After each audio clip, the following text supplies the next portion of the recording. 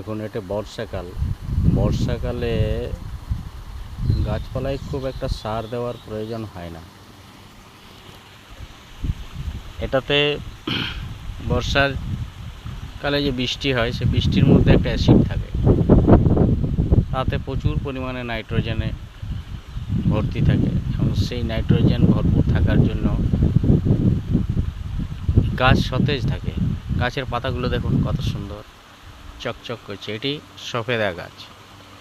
এই সফেদা গাছটি আপনারা দেখছেন, এই সফেদা গাছটি আমার কেবলমাত্র গোবর সারে এটা আছে, কারণ আমি অন্য কোনো সার পছন্দ করি না, কোনো রাসায়নিক সার আমি ব্যবহার করি না। আপনাদেরকেও আমি অনুরোধ করব যে প্রকৃতির ভারসাম্য রক্ষা করার জন্য এবং সুস্থ প্রকৃতি, সুস্থ পরিবেশ, সুস্বাস্থ্যের জন্য আপনারা জৈব সারের ব্যবহার করুন, রাসায়নিক সার বর্জন করুন। কারণ রাসায়নিক সারে আমাদের নানা রকম রোগ তৈরি হচ্ছে, যার ফলে প্রতিনিয়ত এই অসুস্থ মানুষ কিছু না কিছু দুর্ঘটনার শিকার হচ্ছে, স্বাস্থ্যহানি হচ্ছে, নানা রকম তাদের শরীরের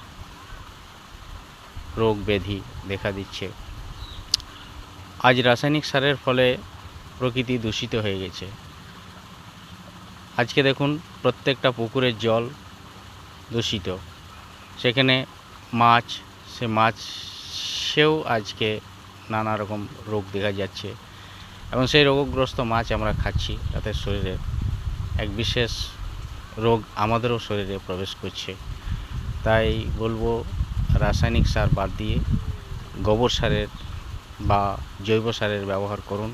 আমি দেখুন এটা 1 বছরের পুরনো গোবর, সেই গোবর সার মাটির নিচে দিয়ে এই সবেদা গাছটি দেখুন কত চকচকে হয়েছে, তার প্রত্যেকটা ডগায় ডগায় ফুল আসছে। এবারে সে এই ফুল থেকে ফল হবে। সফেদাগুলোর সাইজ বেশ বড়। এই গাছটাকে আপনারা দেখে আন্দাজ করতে পারছেন যে রাসায়নিক সারের আর প্রয়োজন নাই। তাই আমি প্রত্যেককে একটা অনুরোধ করব যে রাসায়নিক সারটা বর্জন করুন। আশা করি এই ভিডিওটা যদি ভালো লাগে তাহলে আপনারা সাবস্ক্রাইব করবেন, শেয়ার করবেন এবং আরও যারা চাষের সঙ্গে যুক্ত আছেন তাদেরকে আপনারা জৈব সারের প্রতি আগ্রহী করে তুলুন, এই আশা আকাঙ্ক্ষা রাখি এবং আপনাদের সকলকে ধন্যবাদ দিয়ে এই ভিডিওটা এখানেই শেষ করছি। ধন্যবাদ। মনে রাখবেন জৈব সার।